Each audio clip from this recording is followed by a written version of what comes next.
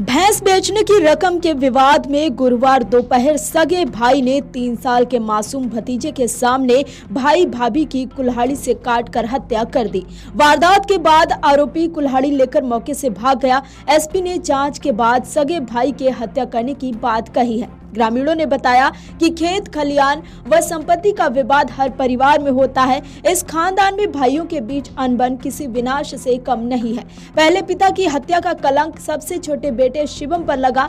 धर्मेंद्र व रोली की हत्या का कलंक भाइयों शुभम, बूंदी, मां कृष्णावती, बहनों सोनी व नीलम व दामाद बबलू पर लगा है। बता दें कि खागा कोतवाली क्षेत्र के फतेहपुर टेकारी निवासी धर्मेंद्र उर्फ धन्नू तिवारी 5 भाइयों संतोष, बूंदी, शुभम, शिवम में दूसरे नंबर का था। वो पैतृक घर में अपनी पत्नी रोली व बेटे कृष्णा के साथ रहता था। संतोष व शिवम बाहर नौकरी करते हैं। मां कृष्णावती चौथे नंबर के बेटे शुभम के साथ रहती हैं, जबकि बूंदी दूसरे घर में रहता है। धर्मेंद्र मजदूरी करता था। 3 दिन पहले पत्नी के साथ हथगाम ससुराल गया था। घर में भैंस बेचने की सूचना पर धर्मेंद्र पत्नी रोली व बेटे को लेकर गुरुवार दोपहर घर पहुंचा था। बताया जा रहा है कि धर्मेंद्र की मां से भैंस बेचने की रकम को लेकर विवाद हुआ। कुछ रुपए मां से लेकर वो बाहर निकला। इसी खुन्नस में बूंदी व शुभम ने धर्मेंद्र पर कुल्हाड़ी से हमला कर दिया।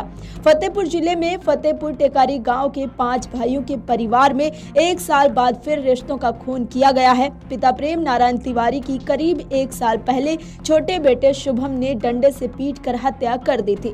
पुलिस ने उसे गैर इरादतन हत्या के आरोप में जेल भेजा था।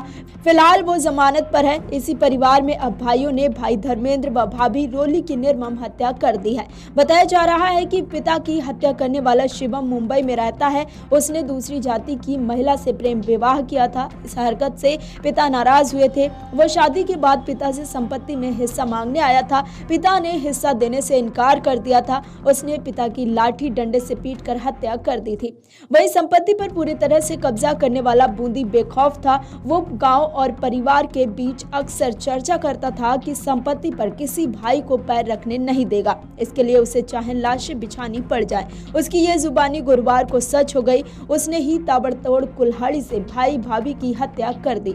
उसके तेवर से परिवार के साथ ग्रामीण भी खौफ खाते थे। 5 भाइयों के बीच 16 बीघा खेत, 10 बीघा बाग, पैतृक बड़ा मकान व 1 नलकूप है। इनके बीच संपत्ति को लेकर पुराने समय से विवाद चला आ रहा है। बूंदी को गांव में सभी कुल्हाड़ीबाज के नाम से भी पीठ पीछे बुलाते थे। वहीं बूंदी का उग्र स्वभाव और बात बात पर कुल्हाड़ी लेकर आना ग्रामीणों के जहन में दहशत पैदा कर चुका था। दिन दहाड़े भाई धर्मेंद्र व भाभी रोली को कुल्हाड़ी से काट डालने की घटना ग्रामीणों के सामने हुई। उसके खिलाफ पुलिस के सामने भी ग्रामीणों की जुबान बंद दिखी। शव जाने के बाद ही कुछ ग्रामीणों की जुबान खुली और उन्होंने धीरे धीरे घटनाक्रम की जानकारी दी। प्रत्यक्षदर्शियों के अनुसार धर्मेंद्र और रोली कहासुनी करते हुए घर के बाहर आए। पीछे से बूंदी हाथ में कुल्हाड़ी लेकर दौड़ा। ये देख धर्मेंद्र की चप्पल घर के पास ही छूट गई। वो अपनी जान बचाने के लिए सड़क की ओर दौड़ा, लेकिन कुएं के पास धर्मेंद्र को पकड़ लिया और जमीन पर गिराकर ताबड़तोड़ कुल्हाड़ी से वार किए। उसकी मौके पर ही मौत हो गई। पति पर प्रहार देख रोली चीखते हुए कुएं के पास पहुंची और पति को बचाने लगी। दोनों भाई भाभी पर हमलावर हुए। उसके सिर पर कुल्हाड़ी मारी। वो मरणसन्न हो गई। कुल्हाड़ी के प्रहार से सिर का एक हिस्सा फटकर बाहर आ गया और उसके हाथ में भी कुल्हाड़ी लगी। वहीं मौके पर पहुंची पुलिस ने तड़पती रोली को सीएचसी पहुंचाया। डॉक्टर ने उसे भी मृत घोषित कर दिया। मां बोली कि भैंस बेचने की रकम धर्मेंद्र छीन कर जा रहा था। इसे लेकर ही भाइयों के बीच विवाद में ये घटना हुई है।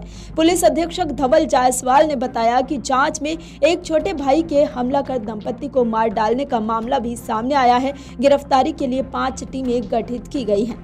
आपको बता दें कि धर्मेंद्र के ससुर शशि द्विवेदी ने हत्या में दामाद की मां, भाई बूंदी शुभम तिवारी, बहनों नीलम, सोनी व सोनी के पति बबलू पर मुकदमा दर्ज कराया है। इसके अलावा 2 से 3 अन्य लोगों के खिलाफ भी तहरीर दी है। शशि ने तहरीर में बताया कि बेटी के जेवर पहले ही उसकी सास कृष्णावती ने छीन लिए थे। हत्याकांड के प्रत्यक्षदर्शी एक 7-8 साल के बच्चे ने पुलिस को बताया कि धर्मेंद्र को उसका छोटा भाई मार रहा था और मारने के बाद उसकी जेब से पैसा निकाला है। कुल्हाड़ी समेत घर के पीछे की ओर भाग निकला। वारदात के दौरान धर्मेंद्र व रोली का 3 वर्षीय बेटा कृष्णा भी मौके पर मौजूद था।